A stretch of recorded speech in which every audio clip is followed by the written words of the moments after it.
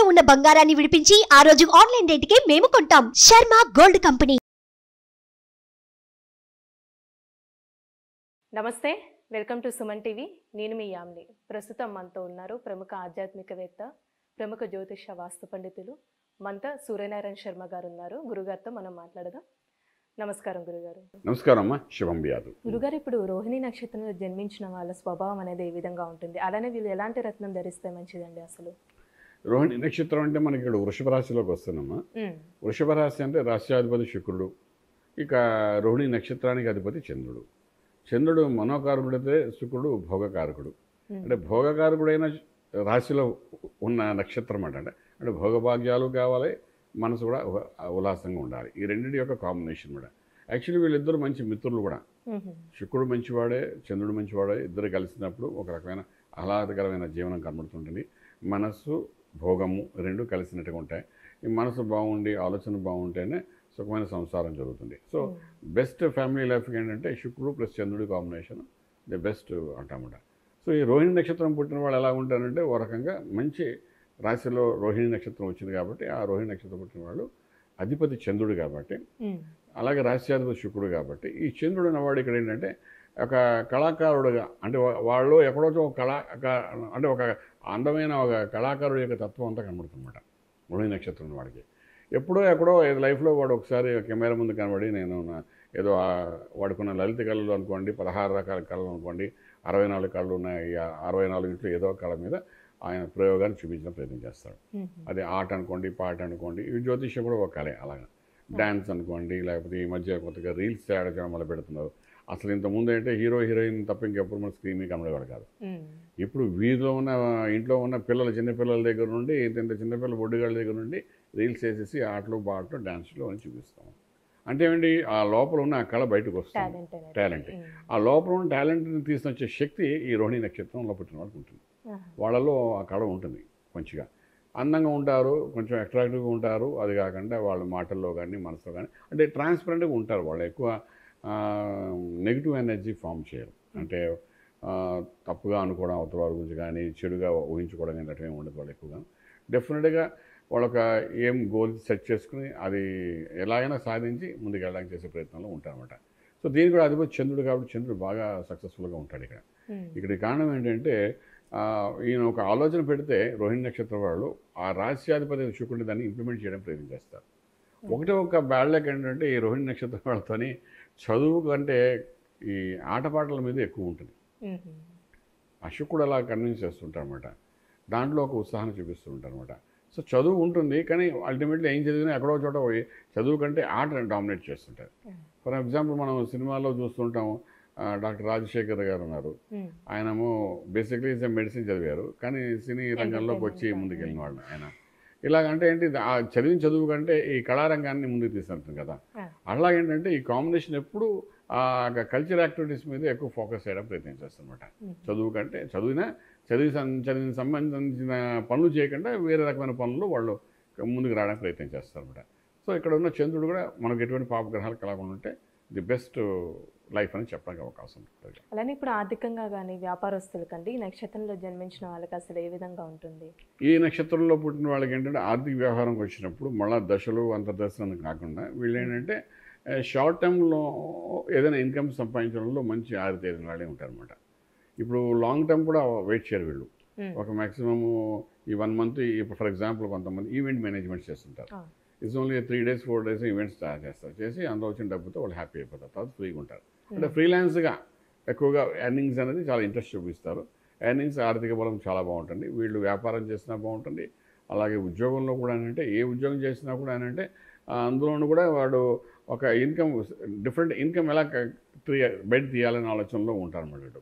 So money financial ఇష్యూకి వచ్చినప్పుడు మాత్రం ఖర్చు విపరీతంగా ఉంటుంది వీళ్ళకి. ఆలోచన అంటే కొంచెం భోగాలకు సంబంధించి ఖర్చులు ఎక్కువ చేస్తారు. పెర్ఫ్యూమ్స్ అనుకోండి, లేకపోతే మనం అనుకుంటే ఆడవాళ్ళైతే పెర్ఫ్యూమ్స్, మగవాళ్ళైతే షూస్ అని, టైస్ అని, డ్రెస్సులు కానీ ఇలా ఎక్స్ట్రాడినరీ. అందరూ 1000 రూపాయలు వస్తువు కొంటే 2000 రూపాయలు కొనాలి. అలాగా కొంచెం ఎక్స్ట్రాడినరీ స్పెండ్ చేయడం ప్రయత్నం. అంటే భోగంతో కూడింది మోక్షం కూడా వీళ్ళది. అంటే కొంచెం లగ్జరీస్గా ఉన్నా లేకపోయినా లగ్జరీస్ లుక్ ఇవ్వడానికి ప్రయత్నం చేస్తుంటారు. ఈ క్యారెక్టరిస్టిక్ అనేది వీళ్ళలో ఉంటుంది. దానివల్ల కొంత ఎక్స్పెన్సెస్ ఎక్కువ కనబడుతుంది, నష్టం కంటే ఖర్చు ఎక్కువ కనబడుతుంది వీళ్ళలో. అది సంగతి. అలానే ఇప్పుడు వివాహానికి సంబంధించి ఈ నక్షత్రంలో జన్మించిన వాళ్ళకంటే ఏ విధంగా ఉంటుంది? చక్కగా వాళ్ళు ఎంజాయ్ చేస్తారండి. వివాహం మ్యారిటల్ లైఫ్ కూడా బాగా ఎంజాయ్ చేస్తారు. వాళ్ళు మ్యారేజ్ లైఫ్ బాగుంటుంది. వీళ్ళు కొంత అట్రాక్షన్ కూడా వీళ్ళు ఉంటుంది కాబట్టి డెఫినెట్గా రిలేషన్షిప్ అనేది చాలా బాగుంటుంది. చాలా బాగుంటుంది. ఎంత బాగుంటుంది అంటే మ్యారేజ్ అనేది ఒక పార్ట్ అనుకోవచ్చు. లైఫ్లో అదర్ రిలేషన్స్ కూడా డెవలప్ చేయడానికి ప్రయత్నం చేస్తుంటారు. ఎందుకంటే కొంచెం కళగా ఉంటారు మనిషి, కొంచెం అట్రాక్షన్ అంటే హ్యాపీనెస్ అనేది వీళ్ళు ఒకే దాంట్లోనే వెతుక్కునేటట్టుగా ఉండరు 90%. ఇప్పుడు పూర్వకాలంలో అయితే అలా బంధించినట్టు ఉంది, కానీ ఇవాళ రేపు ఆడవాళ్ళు మగపిల్లలు కూడా చాలా ఫ్రీగా ఓపెన్గా ఉండడము, ఈ డేటింగ్ అని అంటున్నారు. తర్వాత ఇంకేది రకరకాలుగా ఏంటంటే లివింగ్ టుగెదర్ అని వర్డ్స్ అని వస్తున్నాయి ఇంగ్లీష్లో. నాకు తెలియదు దాని మీనింగ్ అనుకోండి, మేము ఎప్పుడు చూడలే అవి. సో ఇవన్నీ వస్తున్నాయంటే వీటన్నిటికీ ఏంటంటే ఈ రోహిణి నక్షత్రం, వృషభ రాశి వాళ్ళు ఇలాంటి వాడికి ఎటువంటి ఆలోచనలు ఎక్కువ ఉంటాయి అన్నమాట. అంటే లైఫ్ని ఎంజాయ్ చేయాలి అనే ఒక తత్వాన్ని బాగుంటారు. అలానే ఇప్పుడు రాజకీయ నాయకులు కండి నక్షత్రంలో జన్మించిన వాళ్ళకి అసలు వాళ్ళ పదవి అసలు ఏ విధంగా ఉంటుంది? బాగుంటుందండి. ఇప్పుడు ఫర్ ఎగ్జాంపుల్ మనకు కొంతమంది ఉన్నారండి, వాళ్ళు మాటల్లోనే మనకు ఈయన ఖచ్చితంగా అద్భుతమైన నాయకుడు అని చెప్పడానికి అవకాశం ఉంటుంది.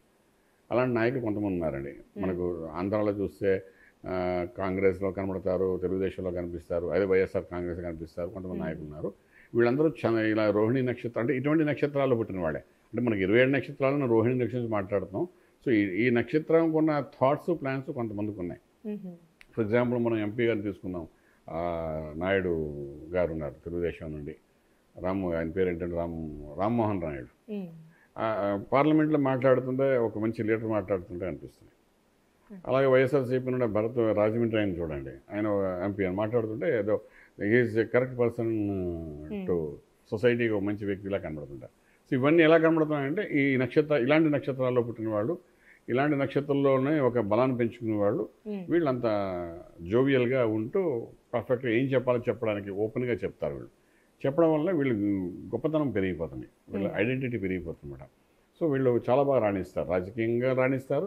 ఫిలిం ఇండస్ట్రీలో హీరోలు హీరోయిన్లు కాకుండా సైడ్ హీరో ఉన్నా కూడా హీరో కంటే ఈయనకి ఎక్కువ పాపులారిటీ పెరిగిన వాళ్ళు చాలామంది ఉన్నారు. మన ఇంతమంది సైడ్ క్యారెక్టర్స్ చూస్తుంటారు, అంటే ఓన్లీ క్యారెక్టరిస్టిక్ ఉన్న వ్యక్తుల్ని క్యారెక్టర్ ఆర్టిస్టులు చూస్తుంటాం.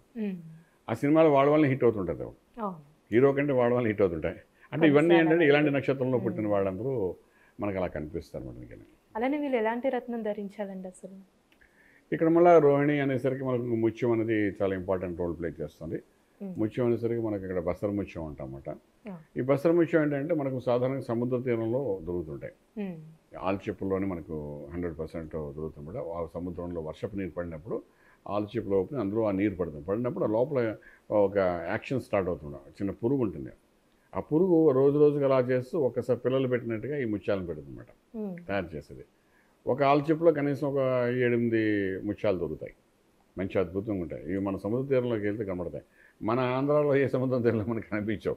మనకు నార్త్లో వెళ్ళిపోతే అహ్మదాబాద్ దగ్గర అక్కడ ఉన్న శివాలయాలు అన్నీ కదా, అటు సైడ్ పోతుంటే మనకు వాళ్ళు ఎక్కువగా ఏంటంటే దీన్ని తీస్తారు, సెపరేట్ తీసి అటు నుండి అమ్ముతుంటాం. సాధారణంగా ఈ ముత్యాలన్నీ కూడా మనకు జైపూరు, రాజస్థాన్ అటు పంచుని మనకు కనబడుతుంటాయి, వస్తుంటాయి కదా. సో వాళ్ళు జాగ్రత్త తీసి బంధుపరుస్తారు అనమాట.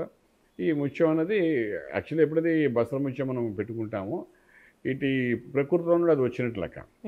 మన శరీరం కూడా ప్రకృతితో సమానం కాబట్టి అది ఎప్పుడైతే కనెక్ట్ అవుతున్నాం మనతోని ఒక చల్లటి మనస్తత్వము, ఒక తల్లి యొక్క స్వరూపంలాగా ఆ రత్నం ఎప్పుడైతే పెట్టుకుంటాం మనకు చాలా పీస్ ఆఫ్ మైండ్ ఉంటుంది నేచురల్గా. అంటే ఆ డైల్యూట్ అవుతుంది. ఎంత సమస్య అయినా ఈ ముత్యం పెట్టుకుంటే వెంటనే ఏంటంటే సమస్యకి పరిష్కార మార్గం ఎక్కడో చోట కనబడుతుంటాయి.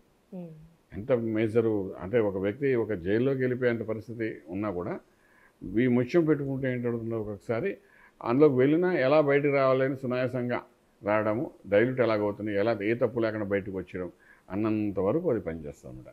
సో దీనికి సంబంధించి మంత్రం కూడా చదువుకోమని చెప్తాం రత్నంతో పాటు. సో అలా చదువుకుని ఎప్పుడైతే వెళ్తారో చాలా మేజర్ ఇష్యూస్ నుండి బయటపడడానికి అవకాశం ఉంటుంది. చాలా చక్కగా తెలియజేస్తారండి, ధన్యవాదాలు. శుభం బియాదు. చూసారు కదండి, రోహిణి నక్షత్రం వాళ్ళు ఎలాంటి రత్నం ధరించాలి గురువుగారు మనకి తెలియజేస్తారు కదా. అలానే మీరు గురువుగారిని సంప్రదించాలి అనుకుంటే స్క్రీన్ మీద కనిపిస్తున్న నెంబర్కి కాల్ చేసి గురువుగారి అపాయింట్మెంట్ అనేది తీసుకోవచ్చు. ఇలాంటి మంచి వీడియోస్తో మరి మీ ముందుంటాను. ధన్యవాదాలు.